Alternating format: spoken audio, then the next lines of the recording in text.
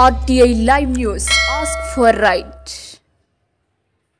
నమస్తే, welcome to RTI Live News. ఎన్నో వేల సంవత్సరాల నుంచి పార్వతీపురం మన్యం జిల్లా పార్వతీపురం మండలం కారాడవలస, పెద్దబొండపల్లి, గదబవలస మరియు చుట్టుపక్కల గ్రామాల వేల మంది రైతుల మరియు ఆ వృత్తిపై ఆధారపడి జీవిస్తున్న రైతు కూలీల కడుపు కొట్టి ఒక వ్యాపారస్తుని లబ్ధి కోసం మా కళ్ళను మా చేతులతోనే పొడిచిన విధంగా మాకే అభిప్రాయం అడగడం చాలా హాస్యాస్పదం. ఇప్పటికైనా ప్రభుత్వం వారు కళ్ళు తెరిచి మా చుట్టుపక్కల రైతుల బ్రతుకులతో ఆటలు ఆడొద్దని హెచ్చరిస్తున్నాం. ఈ గ్రానైట్ కంపెనీ వల్ల పచ్చని పంట పొలాలు, పర్యావరణం పాడవుతుందని ప్రజలు, రైతులు ఆవేదన వ్యక్తం చేశారు. ఈరోజు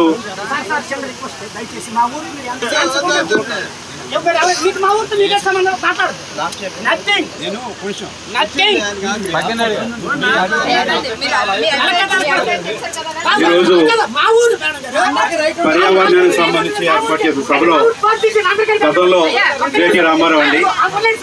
ఇలాంటి ఇంతకు ముందు ఏం జరిగిందంటే హైదరాబాద్ లో కూర్చొని అనుమతులు ఇచ్చేవారండి. రెండు, అమరావతిలో అనుమతులు ఇచ్చేవారండి. కోర్టు డైరెక్షన్ మేరకు హైకోర్టు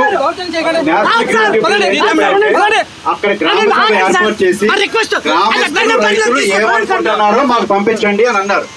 ఇచ్చే రైట్ కానీ ఇవ్వద్దనే రేటు కానీ వచ్చిన అధికారులకు ఎవరికి లేదు. దయచేసి అర్థం చేసుకోండి. ఎవరికి శత్రువు కాదు. కోర్టు కానీ నేషనల్ గ్రీన్ ట్రిబ్యునల్, హైకోర్టు వారు గ్రామ సభ ఏర్పాటు చేసి చెప్పారు కాబట్టి చేయాలి. రెండు, ఇప్పటికీ కూడా వెనకబడిన ప్రాంతాలు అన్నీ ఉన్నాయి. చాలా నష్టపోయిన వాళ్ళు ఉన్నారు. నేను ఒక మాట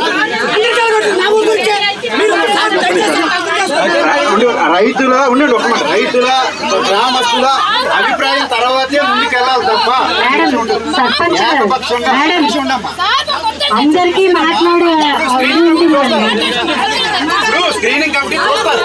మీరందరూ వద్దన్నదే రాసుకుంటారు. నేను ఎవరికి కాదంటారా? ఏంటంటే జరిగిన రేట్ ఎవరికి లేదు. కంగారు పడకండి అమ్మా.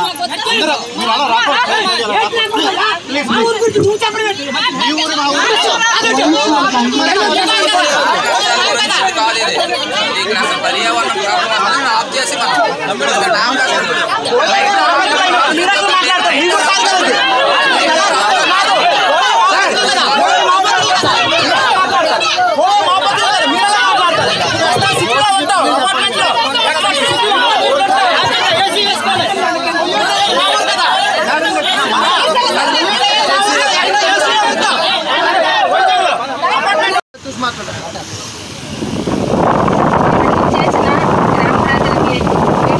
పేరు చెప్పండి మేడం. అందరికీ నమస్తే. నా పేరు శ్రీవాణి. మా ఊరు కారాడవలస. ఇక్కడ విచ్చేసిన గ్రామ పెద్దలకు, మీడియా మిత్రులకు, రెవెన్యూ ఆఫీస్ అందరికీ నమస్కారం అండి.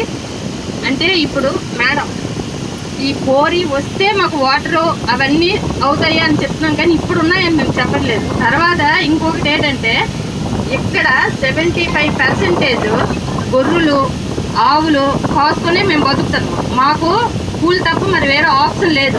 ఇప్పుడు ఈ కోరి పెట్టడం వల్ల ఈ చుట్టుపక్కల ఏరియాకి ఆవులు కానీ గొర్రెలు కానీ మేపడానికి మాకు అవ్వదు. మా ఉపాధి అంతా కోల్పోద్ది. గ్రామంలో ఉన్న అందరికీ కూడా మెయిన్ ఇదే మాకు ఆ ఉపాధి. ఈ ఒక్కటి మాత్రం మీరు దృష్టిలో పెట్టుకొని వీలైనంత వరకు మాకు సహకరిస్తారని మేము కోరుకుంటున్నాం.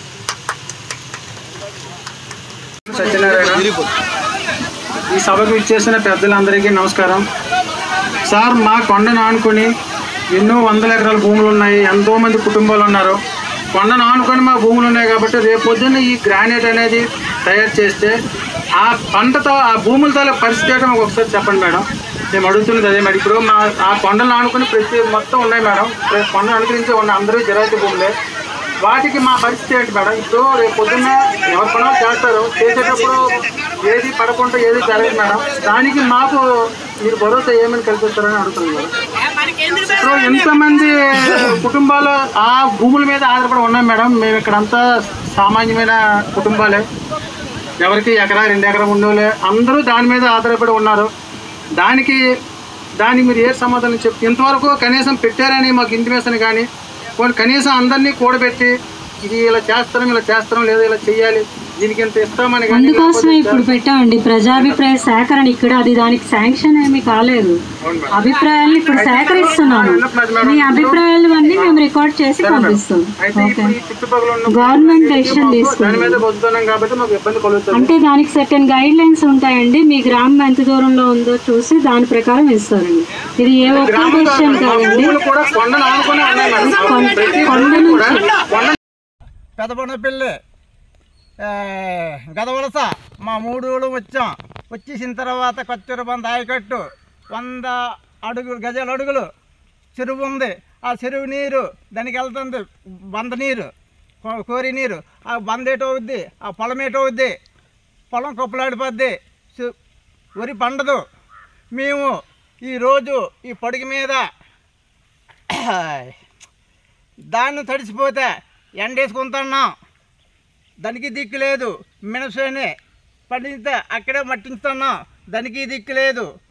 యాసి నువ్వులు పండిస్తున్నాం, అక్కడే రాలుతున్నాం. దానికి దిక్కు లేదు. మా రైతు పబ్బలు మీది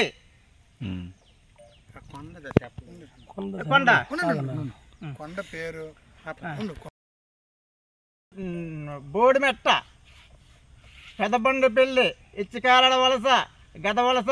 వద్దంత టీడీపీలు వద్దంత మేము పెడతామని వెళ్ళిపోయారు.